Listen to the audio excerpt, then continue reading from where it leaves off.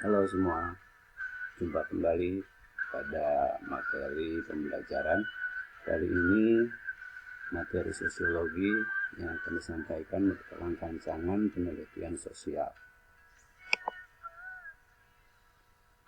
Dalam pembahasan kali ini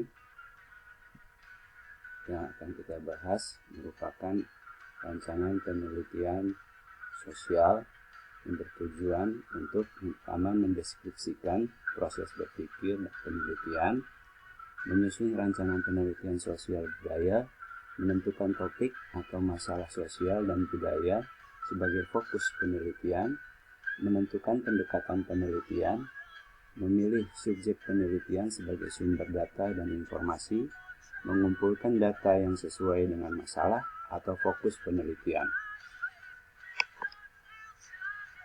Lihat sini, saya akan menjelaskan dari beberapa slide di sini untuk memperjelasnya. Yang pertama, penelitian menurut para ahli. Menurut para ahli, penelitian diambil ada dua di sini, yaitu Marzuki dan Supranto. Menurut Marzuki, penelitian adalah suatu usaha untuk mengumpulkan atau mencari dan menganalisis fakta-fakta mengenai suatu masalah. Lalu Supranto mengatakan penelitian dari suatu bidang ilmu pengetahuan adalah kegiatan yang dijalankan untuk memperoleh fakta-fakta atau prinsip-prinsip dengan sabar, hati-hati, dan sistematis. Nah, hati-hati dan sistematis ini dalam artian terstruktur. Oke, dari penelitian sosial ada beberapa tahapan penelitian. Nah, yang dijelaskan di sini ada tiga tahapan dari penelitian. Yang pertama, menyusun rancangan penelitian, melaksanakan penelitian, penyusunan laporan penelitian. Lalu, jenis-jenis penelitian. Nah, apabila kita ingin melaksanakan suatu penelitian, tentunya kita harus mengenal dulu apa yang kita mau teliti. Oleh karena itu, di jenis-jenis penelitian ini bisa membantu kita. Yang pertama, penelitian berdasarkan tujuannya. Penelitian berdasarkan metodenya. Penelitian berdasarkan taraf pemberian informasi. Penelitian berdasarkan data yang dikumpulkan. Penelitian berdasarkan tempat pelaksanaannya. Nah, dari penelitian ini, yang pertama kali adalah bagaimana tahu kita cara merancang penelitian. Nah, merancang penelitian dilihat dari tahapan-tahapannya. Yang pertama, penelitian dirancang berdasarkan penelitian terdahulu. Berarti penelitian yang akan kita ambil sudah pernah dilakukan penelitian dan kita bisa menjadikannya sebagai acuan. Lalu latar belakang masalah. Dari apa yang menyebabkan masalah itu atau penelitian kita itu bisa diangkat atau menjadi suatu masalah. Lalu menyusun pertanyaan penelitian. Menyusun pertanyaan penelitian bisa didasarkan pada 5W1H atau bisa saja 10W, 20H. Nah, itu tergantung untuk bagaimana kita menyusun pertanyaan penelitiannya untuk yang dijawab di dalam proses penelitian nantinya. Lalu tujuan dan manfaat penelitian. Tentunya kalau sudah punya tujuan dan manfaatnya, penelitian ini diperlukan. Karena buat apa kalau kita melakukan penelitian nggak punya tujuannya, lalu nggak ada manfaatnya. Lalu landasan teori. Landasan teori untuk membantu dalam menyusun deskripsi mengambil dari beberapa tokoh yang telah melakukan penelitian atau berpendapat tentang penelitian yang kita angkat. Lalu hipotesis merupakan pengambilan kesimpulan dari hasil penelitian yang kita lakukan. Lalu teknik pengumpulan data. Teknik pengumpulan data penelitian ada dua, yaitu teknik data primer dan teknik data sekunder. Data primer adalah data yang diperoleh langsung dari lapangan penelitian, seperti data yang diperoleh dari kuesioner yang dibagikan atau wawancara langsung dengan objek penelitian. Kalau data sekunder adalah data yang tidak diperoleh secara langsung, melainkan dari sumber-sumber tertentu seperti koran, dokumen, dan bacaan lainnya seperti literasi atau menggunakan kita perpustakaan. Nah, dalam menentukan topik atau masalah sosial sebagai fokus penelitian, makanya apa yang dilakukan ini adalah bahwa seseorang ingin mengadakan penelitian karena ingin mendapatkan jawaban dari masalah yang dihadapi. Misalnya kita melihat kasus yang sedang ramai, misalnya penggunaan plastik. Penggunaan plastik ini tertarik seseorang itu untuk menelitinya, makanya dilakukan penelitian sosial. Lalu masalah juga bisa datang dari pengamatan, hasil wawancara dengan para pakar, atau dari hasil berpikir tentang fenomena yang sedang terjadi. Sepertinya fenomena seperti kasus-kasus sosial yang sedang terjadi di masyarakat atau sedang marak. Apalagi seperti sekarang ya, ada kasus COVID-19. Ini bisa menjadi bahan penelitian.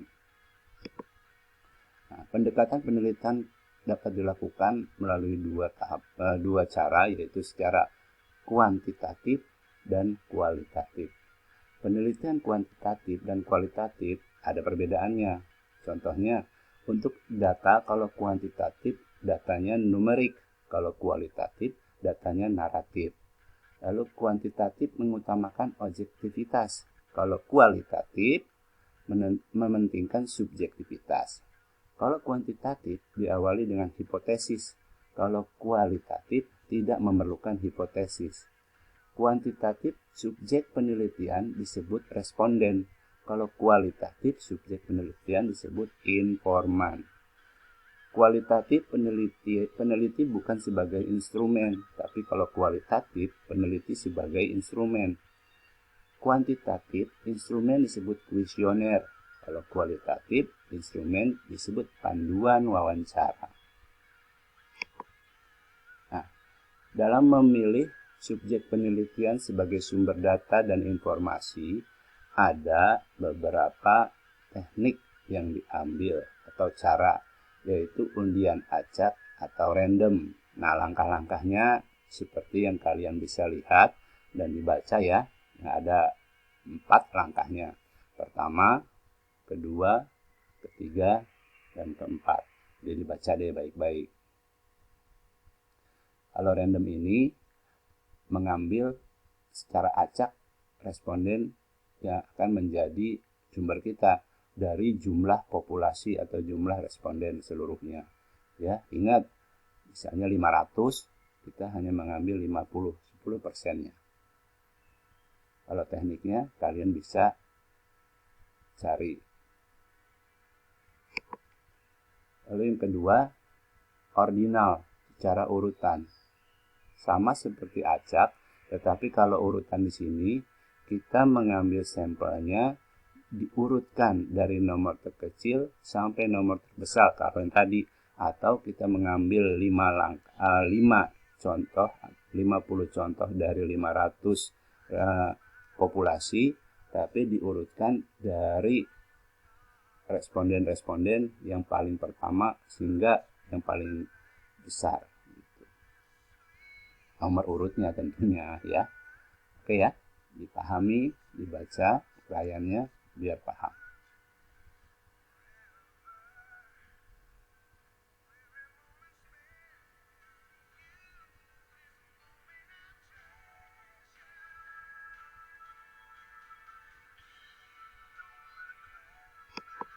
Oke.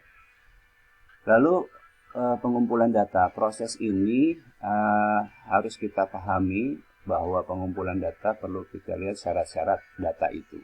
Syarat-syarat datanya yang pertama, data harus objektif atau sesuai kenyataan. Jadi dengan kondisinya apa yang ada itulah yang kita ambil. Tidak perlu kita mengarang-arang atau seorang peneliti itu mengada-ada atau menambahkan apa yang posisinya yang ada. Itu tidak boleh. Jadi seadanya aja itu yang diambil. Lalu data harus dapat mewakili representatif apa yang diteliti. Nah, datanya itu jangan apa yang diteliti tapi datanya yang lain. Lalu data harus mendekati kebenaran. Jadi data mendekati kebenaran ini kebenaran terhadap penelitian yang akan kita lakukan. Lalu data harus up to date, yang terbaru, jangan juga yang sudah lama. Nah, boleh lama sebagai acuan, tetapi yang terbaru yang kita ambil. Data harus ada hubungannya dengan persoalan yang dipecahkan. Misalnya, kita akan membahas masalah pencemaran lingkungan oleh limbah plastik. Jangan kita bahas pencemaran lingkungan dari industri, akibatnya dari sampah rumah tangga, ya kan? Tapi tidak fokus, ya kita langsung ambil aja rumah tangga mengenai pembuangan plastiknya. Nah, seperti itu. Jadi datanya sesuai atau berhubungan dengan persoalan yang akan dipecahkan. Penggunaan data. Dalam menggunakan data, perlu mengetahui dan memperoleh gambaran tentang suatu keadaan atau persoalan yang ada di masyarakat. Itu datanya. Lalu membuat keputusan atau memecahkan persoalan. Nah, demikian materi kali ini. Kita akan membahas materi berikutnya. Sampai jumpa.